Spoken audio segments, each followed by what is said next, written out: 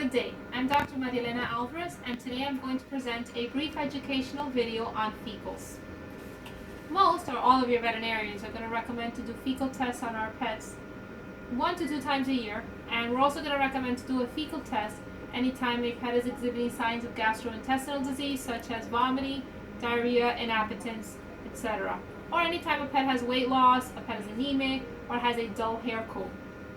What exactly are we looking for in these fecal tests? Well, we're looking for parasites. And what we're going to find are segments of the parasites, or more commonly, we're going to find the eggs that the parasites are putting out. Our goal is to keep our four-legged friends free of intestinal parasites for the health and the well-being of our pet, but not only of the pet, also the family of that pet. And the reason I say that is because some of the parasites that live in the intestines of dogs and cats can be transmitted to people, and in people will have very serious consequences. For example, let's say that we have a dog that has hookworms. Those hookworms are going to attach to the intestinal mucosa and they are going to suck blood, possibly leading to enteritis and anemia for that dog. Of course, that would be bad for that dog, but there's a bigger risk. And that is that those parasites put out eggs that are passed out into the environment. And from those eggs hatch little baby worms, which we call larvae. The larvae of hookworms have the ability to migrate and penetrate through intact human skin. And then they're going to continue to crawl underneath the person's skin. And they're going to cause a very itchy and uncomfortable skin rash. Yes, this is a condition that can be treated, but we can avoid it in the first place, and it would be a much better scenario to not have people getting this condition, which is called cutaneous larva migrans. Another parasite that poses a risk to people, and it's actually a bigger risk, are the roundworms, and they cause what is called visceral larva migrans or ocular larva migrans. Again, eggs are put out into the environment, and if a person ingests those eggs, the worm is going to migrate within the body to the organs or to the central nervous system or to the eye. If they go to the eye, they're going to cause blindness, and that's permanent. It's not reversible. That person will stay blind from that eye always. And sadly, it's a condition that's more common in children, because children don't always wash their hands, they don't know, and because they're always sticking their fingers in their mouth. So that's why it's so important to make sure that we keep our pets free of intestinal parasites. Here at Country Walk Animal Hospital, we recommend running fecal tests on our pets twice a year, and we recommend having our pets on monthly dewormers. Every puppy and every kitten has to be dewormed, regardless of us finding parasites or not, because they all have hookworms and roundworms. The hookworms and roundworms they get from their moms. If we have an adult dog, we're also going to routinely check them, but if we get a negative, we're not always going to deworm them.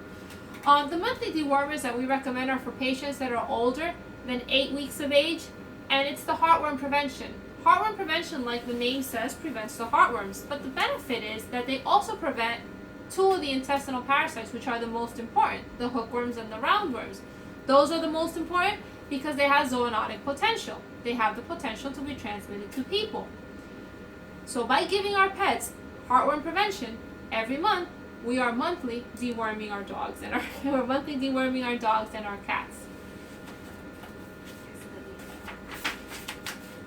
Okay, so now I'm going to explain to you how we do a fecal.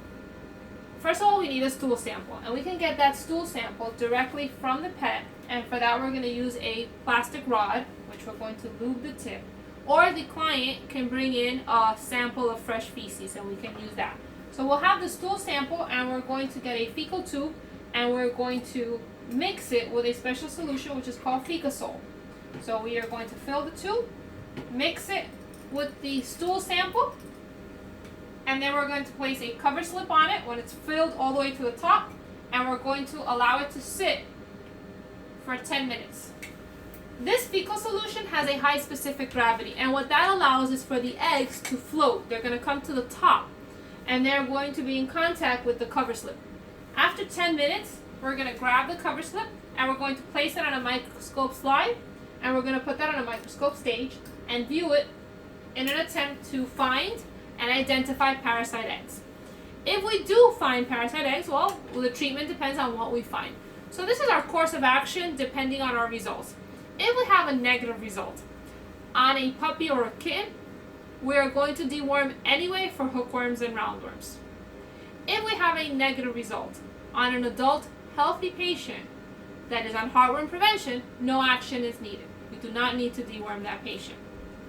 If we have a negative result on a patient that is having gastrointestinal disease clinical signs and is not responding to treatment, we will probably repeat the fecal, and even if we get another negative, we will very likely administer a broad spectrum dewormer just in case we have a false negative, which we can have a false negative, and this is the reason why we can. If a patient has a low burden of intestinal parasites, let's say it only has a few parasites living in its intestine, because those parasites don't put out eggs every single day, it's possible that we do a fecal today and get a negative, and then repeat the fecal tomorrow and get a positive. So to be safe, a patient that is having signs of gastrointestinal disease and is not responding to treatment, even if we get a negative result on the fecal, we will still do a dewormer. We're going to do a broad spectrum dewormer. If we get a positive result on the fecal, well, it depends what we find, how we're going to treat that animal. So if we find hookworms and roundworms, the treatment is a medication called parental pamoate, also known as strongyne. We're going to give the dog or the cat or the puppy a dose here in the hospital, and then we're going to send home a second dose to be given at home in 2 weeks. And we're also going to inquire about other pets that live in the house because they should also be dewormed at the same time as well. If we find coccidia, coccidia is an intestinal parasite which can go without any clinical signs in an adult big dog. It's more of a serious problem when we're talking about a kitten or a puppy of a small breed. It causes a yellowish diarrhea, which leads to dehydration and significantly weakens the patient. So what we do is if we find the coccidia, we will start treatment immediately, usually with a medication called Albon. We keep the patient on that medication for about 2 weeks, and then it's a good idea to retest and repeat the fecal to make sure that they are free of the coccidia. Another parasite we commonly find are the whipworms. There are dogs that will have whipworms and not even have clinical signs. But of course, if we find them, we're going to treat and we're going to get rid of those whipworms. We treat with a medication called fenbendazole, and we keep them on it for several consecutive days. The other parasite that we find commonly are the tapeworms. These tapeworms are flatworms that live in the intestine, and the dogs and cats get them by ingesting a flea. If they ingest a flea, they're going to have tapeworms. So a patient that has tapeworms has or has had at some moment in its life fleas and it ingested a flea. These worms, they are made up of little segments called proglottids, and sometimes those segments are passed out with the fecal material, and the owner will see them and call us and say that they're seeing segments in the stool that look like grains of rice, and we'll explain that those are tapeworms and that the animal needs to be brought in so that we can do a dewormer, and we need to start the patient on flea prevention. And it is also possible to find the eggs on a fecal. So we'll do a fecal test and we might identify the eggs of the tapeworms. And then of course we're going to explain to the owner that the patient has or has had fleas and that we can do a treatment for the tapeworms. It's a one-time treatment. It's going to rid the patient of the tapeworms, but it will not prevent future infestations. We can only prevent future infestations by making sure that that dog or cat is on flea prevention. Well, that's pretty much all that I wanted to talk about fecals. I hope it was educational, helpful. If anybody has any questions, you're welcome to call our clinic. That's it. Have a good day.